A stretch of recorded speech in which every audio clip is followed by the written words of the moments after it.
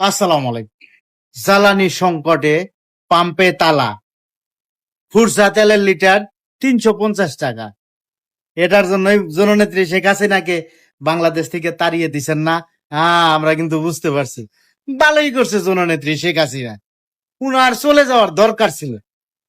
তাহলে আমরা জাতি হিসাবে বুঝতে পারি যে আমরা বলদ না চালাক, মেধা না গাদা। পরিষ্কার মেধার গাদাই তো হয়েছিল, কি কয়,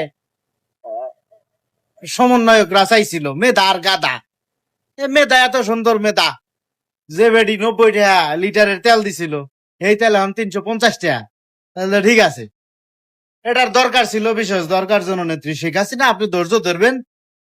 আমরা ১৭ বছরে বুঝতে পারি নাই এই দেশটা কে চালায়, আর খালি দোষ আইছি আপনারে। দোষের উপরে দোষ, আপনার দোষের শেষ নাই। আপনি দেশটা ধ্বংস করছেন, লুটপাট করছেন, দেশটারে শেষ করছেন। এখনকার বুঝতে পারতেছি আপনাকে বাংলাদেশে কতটুকু প্রয়োজন। আওয়ামী লীগের স্বার্থে না, বাংলাদেশের স্বার্থে জননেত্রী শেখ হাসিনাকে প্রয়োজন। যারা আমরা মধ্যবিত্ত পরিবারের গাড়ি টাড়ি চালাই, তাদের জন্য ৩৫০ টাকা এটি বিশাল এক পাহাড়ের মতো। ৩৫০ টাকা দিয়ে অন্তত ৩.৫ লিটার তেল হইলে আমাদের তাও কোনো